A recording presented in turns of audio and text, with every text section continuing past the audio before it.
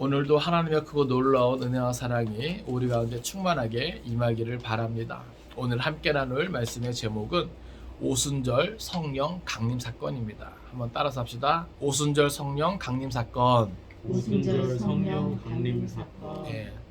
오늘 본문은 오순절 성령 강림 사건을 우리에게 보여주고 있습니다.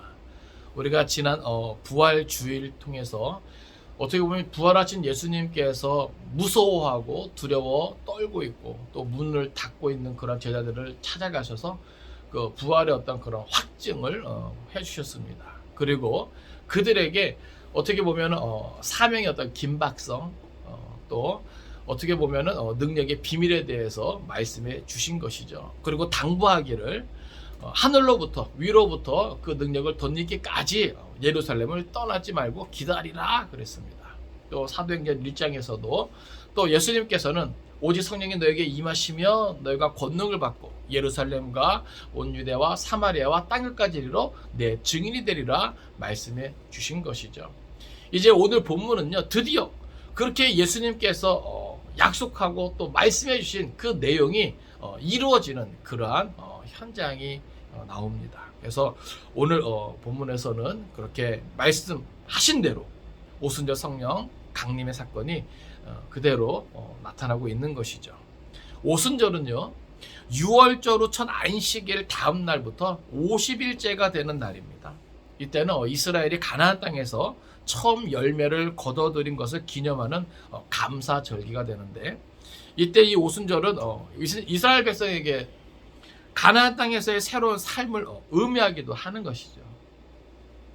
그러한 의미에서 이 오순절 날에 성령께서 강림하신 것은 매우 어떤 상징적인 의미를 지닌다고 할 수 있습니다.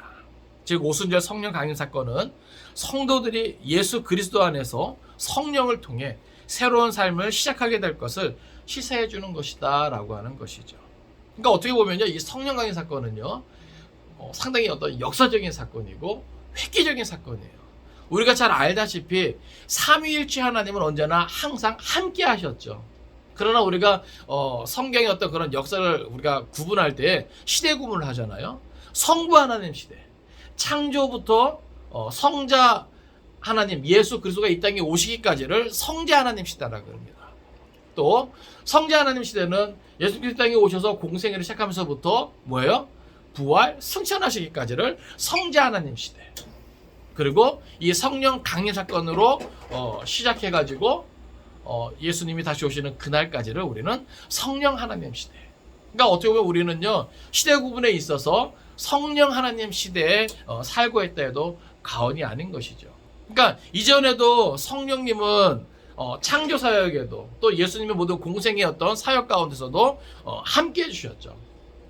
그러니까 그때는 뭐예요? 순간순간 소수의 어떤 사람들에게 성령이 임하고 그런 하나님의 어떤 역사를 이루어가는 어떤 이런 일들이 이제 기록되고 우리에게 알려졌지만, 이 성령 강림 사건으로 인해서 뭐예요? 보다 더 획기적이고 아주 큰 역사가 일어나는 것은 그 이전에는 없었다라고 하는 겁니다. 그러니까 이 성령 강림 사건은 어떤 새로운 출발이에요. 새로운 시작입니다. 그래서 그런 의미가 있다라고 하는 것이죠. 이제 그 역사적인 현장을 오늘 말씀을 통해서 한 절 한 절 살펴볼 때, 오늘도 우리 가운데 특별한 하나님의 은혜가 있기를 간절히 바랍니다. 우리 사도행전 2장 1절 말씀 같이 읽겠습니다. 자, 시작. 오순절 날이 이미 이름에 그들이 다 같이 한 곳에 모였더니. 아멘.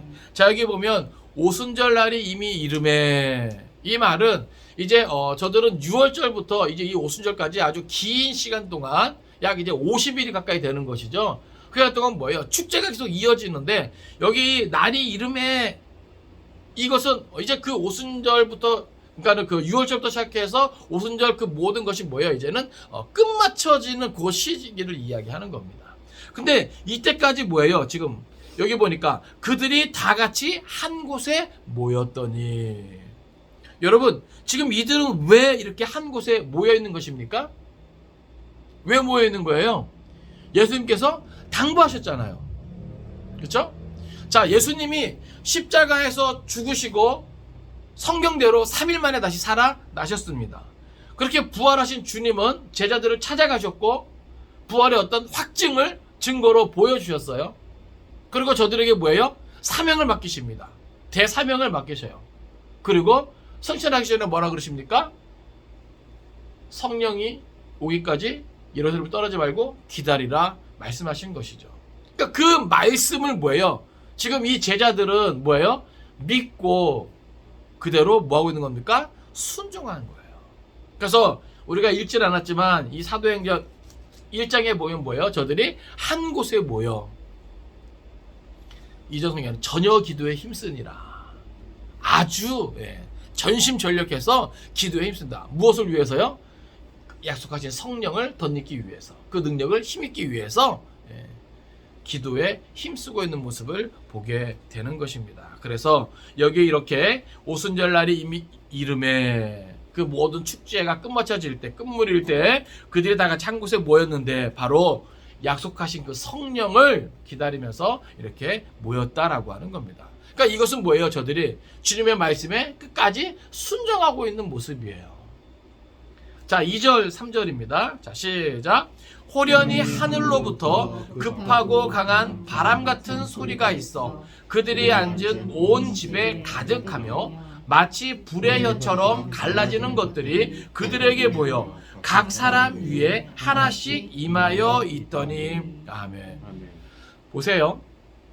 지금 예수님께서 그렇게 당부하시고 이 사람들이 예수님의 말씀을 기억하고 그것을 사모하면서 이렇게 모여 기도에 힘쓰고 있을 때 몇 날이 못 되어 이제 그 약속하신 성령이 임하는데 2절 3절은요 그 성령의 어떤 임함에 있어 나타나는 어떤 이런 현상을 하나의 어떤 상징적인 의미로 우리에게 보여주고 있는 것입니다. 그러니까 이것은 뭐냐 하면 모든 어떤 성령의 어떤 임하는 어떤 그런 순간, 어떤 그런 상황이 이렇게 되어진다는 것이 아니에요. 이것은 어떤 일반적인 표현이 아닙니다. 아시겠어요? 그리고 또 우리가 기억해야 될 것은 성령 세례와 우리가 성령 충만을 우리가 기억해야 되는데, 성령 세례는 뭐예요? 이례적인 사건이죠. 그리고 성령 충만은 뭐예요? 계속적인 어떤 그러한 것입니다.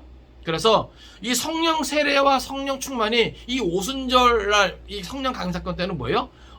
같이 동시에 일어났다 우리가 이렇게 보고 있는 것이죠. 그러니까 여기서 보면은 이 당시 이 상황에서는 성령이 어떻게 임했는가? 이건 이제 그 누가가 이렇게 느낀 것이죠. 호련히 하늘로부터 급하고 강한 바람 같은 뭐가 있어요? 소리가 있어요. 이건 하나의 상징입니다. 이렇게 느꼈다는 거예요. 또 그 소리가 있는데 그것이 뭐예요? 그들이 앉은 온 집에 가득했다라고 하는 겁니다. 그리고 3절 보면 마치 불의 혀처럼, 그러니까 우리가 이게 성령을 표현할 때 뭐예요? 마치 불 같은 성령막 그런 것처럼, 그러니까 성령이 있고는 불이 아니죠. 이 당시 뭐예요? 그렇게 느꼈다라고 하는 겁니다.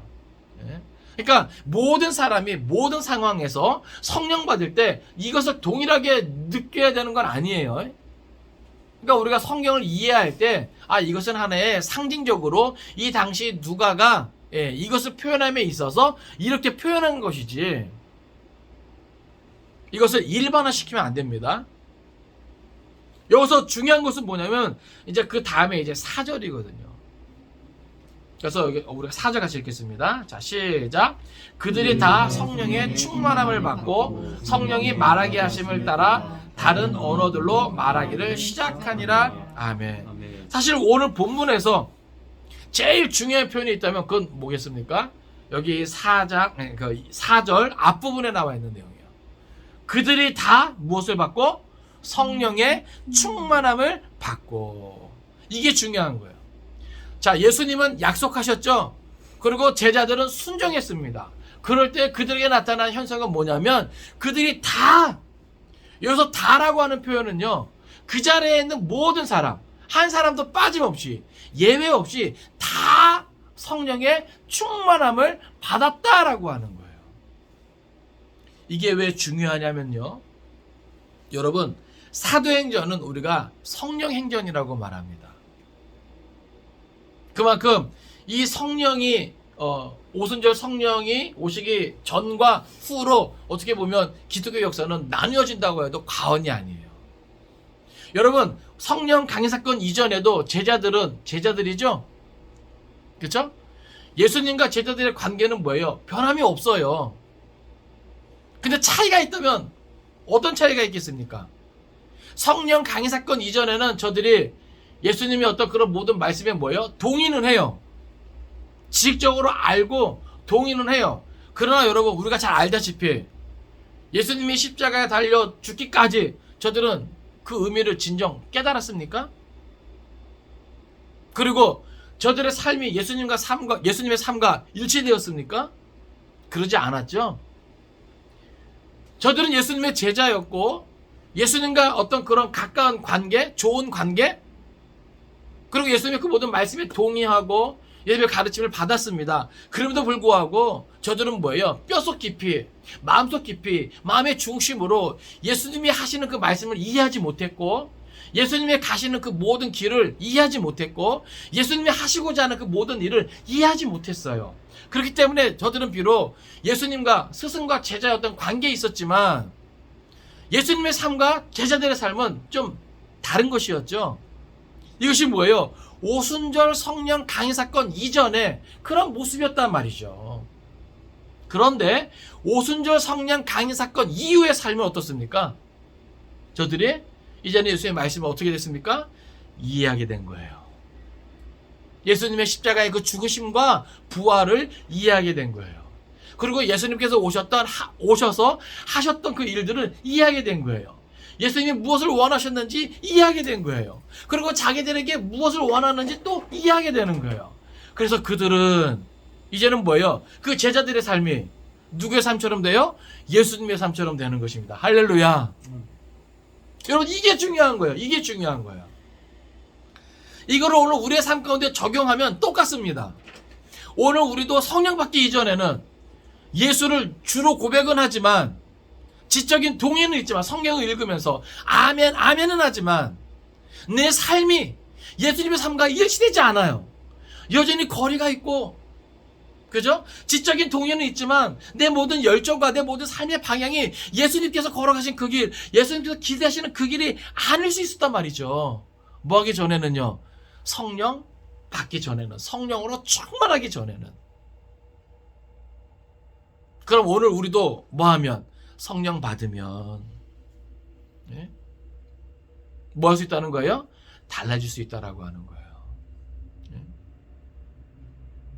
그러니까 오늘날 교회가 교회되고 목사가 목사되고 성도가 성도되는 것은 유일하게 성령 받고 그 성령의 인도하심을 따라 나아갈 때 가능하다는 이야기입니다. 그럼 반대로 교회가 성령의 인도하심을 거부할 때, 목사나 성도가 성령 충만하지 아니하고 성령의 인도하심을 거부할 때 뭐예요? 그 본질을 잃어버릴 수 있다라고 하는 거예요. 여러분, 오늘 우리는 이런 모습을 많이 보고 듣습니다. 그래서 우리는 늘 말씀을 가까이 하면서 오늘 우리에게 필요한 것이 무엇인가, 하나님께서 이 시대를 살아가는 모든 성도들에게 기대하는 것이 무엇인가, 우리는 늘 생각할 수 있어야 하는 것이죠. 여러분, 사명에 대한 불타는 열정이 많이 꺼져가고 있습니까? 그것은 더 이상 성령 충만하지 않기 때문입니다. 성령 충만을 사모하지 않기 때문입니다. 제자들의 삶이 어떻게 바뀌어졌는가를 여러분 생각을 해보세요. 성령이 임하고 그 성령으로 충만하게 될 때 그 성령은 우리로 하여금 그 사명을 향해 나아가게 합니다. 이전에는 이것저것 따져요. 이 세상이 전부인 것처럼 이 세상의 것을 추구합니다. 그러나 성령이 임하고 저들이 성령으로 충만할 때, 그 성령의 이끌림을 받을 때 저들은 비로소 뭐예요? 위의 것을 사모하게 되는 거예요. 오늘 교회가 많고 교인이 많죠. 그러나 같이 말을 섞다 보면 이 사람이 여전히 이 땅의 것을 사모하는지 아니면 위의 것을 사모하는지 우리는 알 수 있습니다. 그 차이는 무엇일까요? 성령으로 충만해서 성령으로 이끌림을 받는가, 그래서 영의 사람으로 사는가, 아니면 더 이상 성령 충만하지 아니하고 육체의 정욕에, 안목의 정욕에, 이생의 자랑에 이끌려 육에 속한 사람으로 사는가. 똑같이 교회 출입한다고 다 같은 사람이 아닙니다. 교인이라고 다 같지가 않아요. 교회에 속해 있으면서 어떤 사람은 뭐예요? 이 세상을 바라보고 이 세상에 소망을 가지고 있습니다. 그 사람의 삶의 내용은 예수님께서 우리에게 맡겨주신 대사명과 상관이 없어요. 그의 관심은 오직 이 땅에서 잘 먹고 잘 사는 것, 인정받는 것, 성공하는 것, 출세하는 것, 다른 사람들의 어떤 부러움을 사는 것. 주님께서 우리에게 맡겨주신 영혼 구원에 대한, 복음 전파에 대한 이 사명의 어떤 그런 갈급함이나 긴박성이나 이런 걸 찾아볼 수가 없는 것이죠. 그러나 반대로 여전히 성령으로 충만하여 성령의 인도함을 받는 사람들은, 비록 그 삶의 형편이 어떠하든지 그들은 여전히 위의 것을 사모하고 주님께서 맡겨주신 그 사명이 무엇인가 생각하고, 그의 감정이 어떠하든지 삶의 형편이 어떠하든지 그 사명을 향하여 나아가게 되는 것이죠. 위의 것을 사모하게 되는 것이죠. 영의 사람으로 살아가게 되는 것이죠. 이게 이렇게 다른 거예요.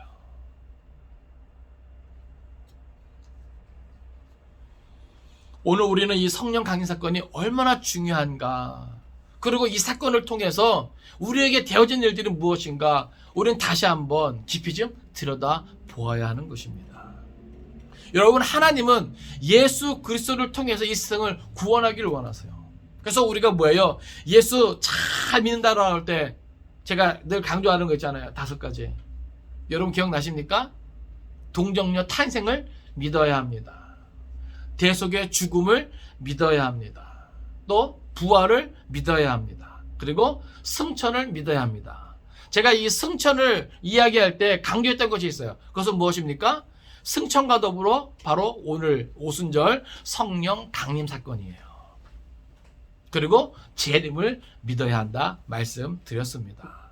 특별히 우리가 이 성령 강림 사건을 우리가 이해함에 있어서요, 이것은 하나님의 그 구속사의 어떤 연속적인 과정에서 우리가 이것을 이해해야 한다는 거예요.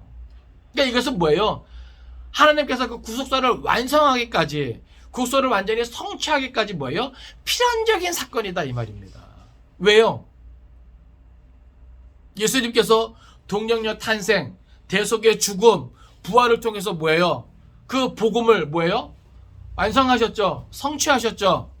그리고 그 성취된 복음이 뭐예요? 이제는 만민에게, 그 성취된 그 구속의 효력이 만민에게 확대되고 적용되는 것은 바로 무엇을 통해서? 이 성령 강림 사건을 통해서, 성령의 역사를 통해서 뭐예요? 나타나게 되기 때문에 그렇습니다. 그러니까 하나님의 큰 구속사에서 이 성령 강림 사건은 뭐예요? 상당히 큰 비중을 차지하고 있는 거예요. 왜 그렇습니까? 이 하나님의 이 복음은요, 누구를 통해서 전해집니까? 사람을 통해서요. 여러분, 예수님께서 이 땅에 오셔서 하신 일이 어떻게 보면 많이 있겠지만 우리는 2가지로 볼 수 있습니다. 하나는 뭡니까? 십자가에서 죽으시는 거예요. 그리고 또 하나는 뭡니까? 제자를 삼는 겁니다. 왜요? 예수님은 뭐예요? 이 땅에 오셔가지고 당신의 사명이 무엇인지 아시잖아요. 그죠? 그리고 하나님의 때에 맞게 십자가로 나아가시고 하나님의 시간에 십자가에 달려 죽으십니다. 그러니까 예수님은 그것을 미리 다 아시기 때문에 뭐예요? 그때까지 뭐예요? 제자를 택하시고 훈련을 시키시고 저들에게 사명을 맡기신 거죠. 그리고 성령을 보내주셔서 그 복음이 땅끝까지 전파될 수 있도록 예수님은 뭐예요? 다 그 모든 일을 진행해 나가신 것이죠. 그러니까 이 복음이 땅끝까지 전파되게 하기 위해서는 반드시 뭐예요? 이 땅에 뭐가 임하고? 성령이 임하고, 그리고 그 성령을 받은 사람들의 입술을 통해서, 삶의 내용을 통해서 뭐예요? 그 복음이 땅까지 전파되게 하신 것입니다. 그러니까 이 성령 강림 사건을 우리가 이해함에 있어서 이것을 뭐예요? 예를 들어서 순환, 부활, 승천, 성령 강림, 어떤 이런 것들을요, 각자 하나씩 따로따로 떼어서 생각할 수 없는 것이에요. 이것은 하나의 연속적이고 필연적인 구속 사건이라고 하는 것이죠. 그러니까 이 성령 강림 사건이요, 오늘 우리에게도 뭐예요? 경험되어져야 되는 거예요. 그래서 우리가 뭐예요? 목회도 성령 받고 목회해야 되는 것이고, 성도들의 삶도 뭐예요? 성령 받고, 성도들의 삶으로 뭐예요? 존재할 수 있어야 된다라고 하는 거예요. 그러니까 오늘날 교회를 교회되게 하는 것은요, 성령의 역사를 통해서 가능하다 이 말입니다. 그러니까 우리가 산돌교회가 하나님이 기뻐하시는 교회로 세워지기를 우리가 사모하잖아요. 그렇게 되려면 저를 비롯해서 우리 모든 성도들이 뭐예요? 다 같이 뭐 할 때? 성령 충만할 때. 그 성령을 사모하고 그 성령의 인도하심을 따라 나아갈 때 우리 공동체가 비로소 뭐예요? 하나님의 기뻐하시는 교회로 세워질 수 있는 것이고, 우리의 삶을 통해서, 우리의 입술을 통해서 이 복음이 뭐예요? 전파될 수 있는 것입니다. 그러니까 오늘 우리는 특별히 기도 어떤 시간을 우리가 할애할 때 특별히 뭐예요? 우리의 어떤 필요를 채워달라는 어떤 간구의 기도보다도 특별히 더 우리가 많은 시간을 우리가 할애해서 기도해야 될 것은, 이 죄악에 관영한 이 시대에, 정말 말세의 지말인 이 시대에 하나님의 영, 성령으로 충만케 하여 주옵소서. 그래서 우리는 늘 성령 충만을 위해서 기도해야 됩니다. 그리고 그 성령을 통해서 기록된 이 말씀, 심어진 이 말씀, 또 선포되어진 이 말씀을 뭐예요? 바로 깨달아 알게 하여 주옵소서. 복음의 진리를 깨달아 알게 하여 주옵소서. 우리는 간절히 간구해야 되는 것이죠. 이 성령 강림 사건의 의의가 몇 가지 있는데, 그것은 먼저 말씀드린 대로 예수의 순환과 부활 및 승천에 따른 연속적인 구속 사건이다. 이거 제가 말씀드렸죠. 두 번째는 성령이 모든 믿는 자에게 차별 없이, 제한 없이 부어지게 되었다라고 하는 거예요. 이전에도 뭐예요? 성령이 임하여 주셨죠? 그러나 그것은 뭐예요? 어떤 소수의 사람에게 어떤 특별한 사명이 있을 때, 그런 자들에게 뭐예요? 하나님의 영이 함께 해주셔서 그들로 하여금 그 모든 것들을 뭐예요? 감당하게 하셨다는 거예요. 그러나 뭐예요? 이 성령 강림 사건, 오순절 성령 강림 사건 이후는요, 모든 사람에게 어떤 특별한 어떤 사명이 있는 자만이 아닙니다. 아시겠어요? 예수 그리스도 안에서 이 성령을 사모하는 모든 자에게 하나님께서 뭐예요? 부어 주신다라고 하는 거예요. 그것도 뭐예요? 제한이 없게. 한번 따라합시다. 제한 없이 부어 주신다. 이게 뭐예요? 마치 예수님께서 팔복에서 말씀했던 것처럼 의에 줄이고 목마른 자는 복이 있나니 그들이 뭐 할 것이며 배부를 것이며. 할렐루야. 우리가 주의 성령을 사모하고 그것을 간절히 뭐예요? 기대하고 구하면 하나님은 뭐예요? 주의 성령으로 우리를 배부르게 하실 줄로 믿습니다. 예? 그러니까 저도 이 말씀 준비하면서 제 마음이 막 뜨거워지더라고요. 예? 그러니까 이 성령을 위해서 좀 더 기도하지 못한 것을 또 회개하게 되고, 그리고 앞으로 제 목회와 또 제 남은 인생을 살아감에 있어서 정말 이 성령의 인도하심, 성령의 능력을 정말 더 갈망하게 되더라고요. 그러니까 사실 어제 잠도 잘 안 오더라고요. 그러니까 이 마음이 우리를 새롭게 할 수 있겠다. 우리의 삶을 새롭게 변화시킬 수 있겠다.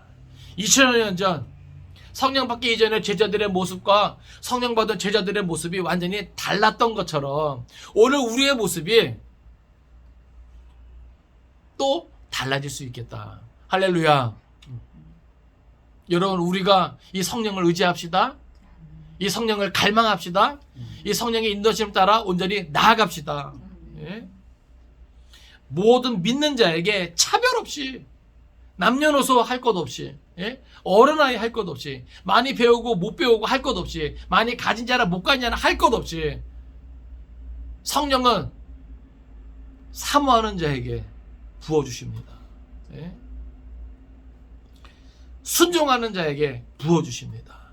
그 사명을 감당하는 자에게 부어주십니다. 또 마지막으로 구원받은 공동체의 개념이 이제는 구약 선민 이스라엘에서 신약 교회로 전환되었다라고 하는 거예요.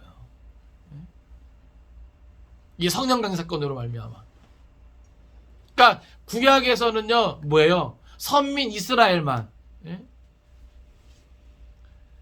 그렇게 생각되었죠. 그러나 이제는 뭐예요? 성령 강림 사건 이후로 교회를 통해서 또 복음을 받아들이게 될 모든 이들까지 다 포함되는 거예요. 이 하나님의 백성의 이 개념이 그만큼 뭐예요? 더 확대되는 것이죠.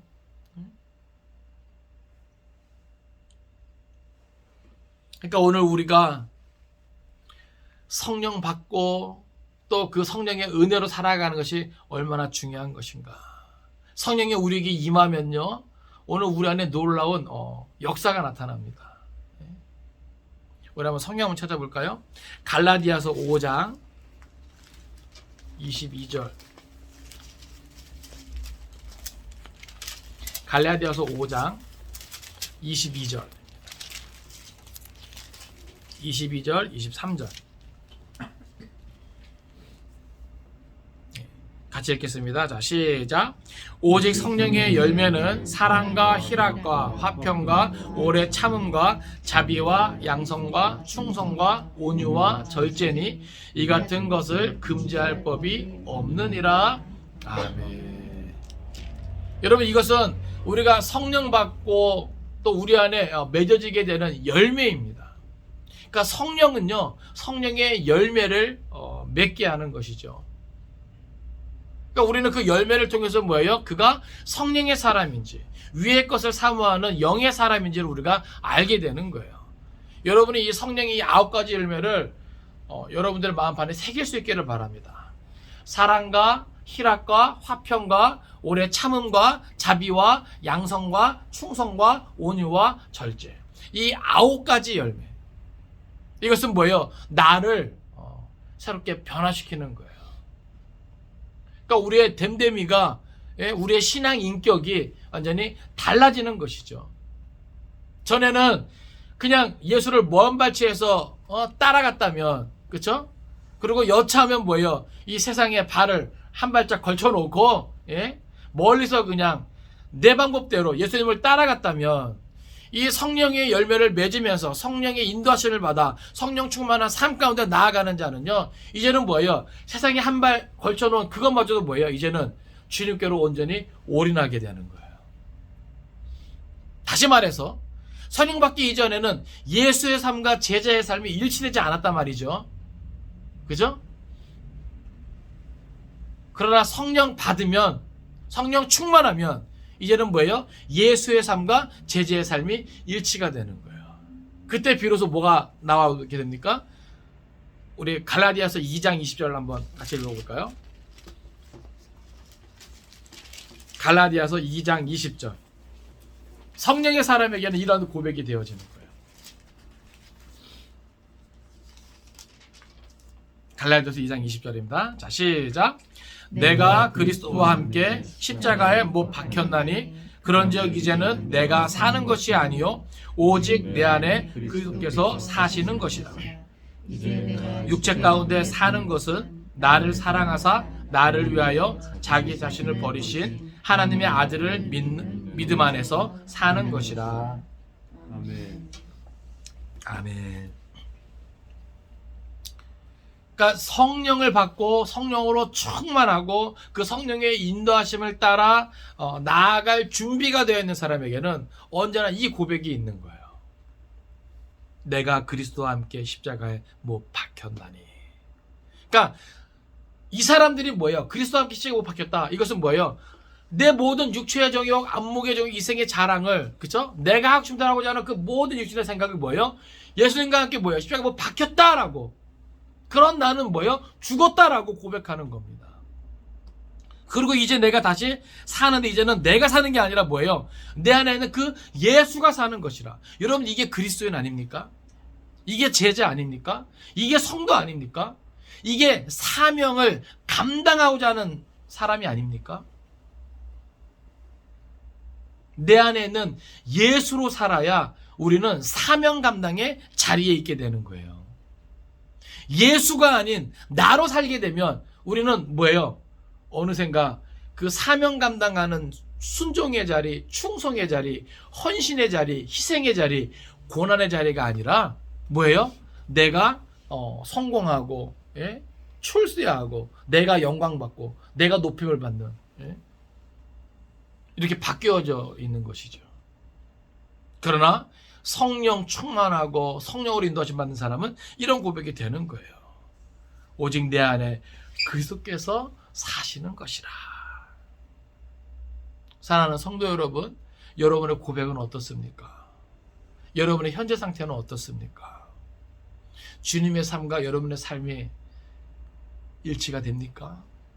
주님이 기대하는 삶, 주님이 원하는 삶, 그것이 여러분의 삶과 일치가 됩니까? 만일 거리감이 있다면 그것은 다른 문제가 아니에요.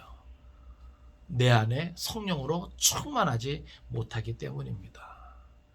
하나님의 영, 성령은 나로 하여금 하나님의 말씀에 가까이 하게 하고 그 말씀을 따라 나아가게 합니다. 그리고 그 말씀을 통해 되어지는 그 모든 일들을 바로 깨달아 알게 하실 뿐만 아니라 그 말씀을 뭐예요? 바로 전하게 하는 것이죠. 그러니까 이것이 뭐예요? 다 성령의 역사예요. 네? 그러니까 사도행전에는요, 그러한 역사들로 가득 차 있어요. 근데 중요한 것은 이 사도행전이 뭐예요? 끝이 아니죠? 네? 마무리가요, 덜 된 상태로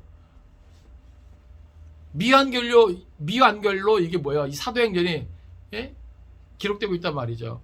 그건 왜 그랬습니까? 이 성령 하나님 시대에 이 교회의 역사는 오늘날도 뭐예요? 주님 오시는 그날까지 계속해서 이어져 가기 때문에 그렇습니다. 할렐루야. 지금 이 시대에도요, 성령 받고 성령 충만한 사람들을 통해서 하나님의 구원의 역사는 뭐예요? 계속해서 이어져 가고 또 이어져 가야 하기 때문에 그렇게 되어지는 거예요. 성경은 로마에서 이야기가 끝나지만 세상 끝날까지 뭐예요? 계속해서 성령의 역사로 말미암아 복음은 확대되고 전파되어야 하기 때문에, 그러니까 오늘 우리도 뭐예요? 성령 받고 성령 충만하면 이 역사에 뭐 할 수 있는 거예요? 동참할 수 있는 거예요. 이 역사의 주인공으로 우리도 뭐예요? 쓰임받을 수 있는 거예요. 우리의 삶의 현장에서 지금 구속사의 이야기가 계속 진행되고 있는 거거든요. 근데 어떤 교회는, 어떤 목사는, 어떤 성도는 그것과 상관없이 그저 자기만을 위한 삶으로 이야기하지만, 어떤 교회, 어떤 목사, 어떤 성도들은 성령 충만한 가운데 그 하나님의 구속사의 역사에 뭐예요? 동참하고 있다는 사실이죠. 이것이 바로 우리 산들교회가 나아갈 방향이고 저와 여러분이 나아갈 방향이라고 하는 사실입니다. 교회가 크고 작고의 문제가 아닙니다. 사람이 많고 적고의 문제가 아닙니다. 교회가 크든지 작든지, 사람이 많이 모이든지 적게 모이든지, 그것이 중요한 것이 아니라 오늘날 기록된 말씀을 통해서 이러한 시대적인 사명을 깨닫고 더욱더 성령의 충만함을 사모하면서 하나님의 그 구속의 역사에 얼마나 동참하는가, 이게 중요한 거예요. 우리들의 삶의 현장에서, 그 존재의 현장에서 우리가 얼마나 이 하나님의 이 구속사에 동참하고 있는가, 이게 중요한 거라 이 말입니다. 사업이 잘 되고 안 되고, 내 일이 잘 되고 안 되고, 이것과 상관없어요. 잘 되면 잘 되는 대로 우리는 하나님의 구원의 역사에 동참할 수 있는 것이고, 안 되면 안 되는 대로 하나님의 구속의 역사에 동참할 수 있는 것입니다. 내 삶의 형편과 상관없어요. 그렇지 않습니까? 바울은 감옥에 가서도 뭐예요? 전도하는데, 그렇죠? 재판 받으면서도 전도하잖아요. 그러니까 가만히 성경을 들여다보면 삶의 형편과 상황은 상관없는 것 같아요. 중요한 건 어떤 형편과 상황 속에서도 내가 무엇 때문에 지금 이 상황에 놓이게 되었는가, 아니면 내가 무엇 때문에 지금 여기에 존재하는가, 이게 중요한 것이죠. 그곳에서도 내가 성령으로 충만하고 위의 것을 사모하면 우리는 그것도 내게 있는 사명을 기억하게 됩니다. 그럼 뭐예요? 담대히 우리의 입을 열 수 있는 거예요.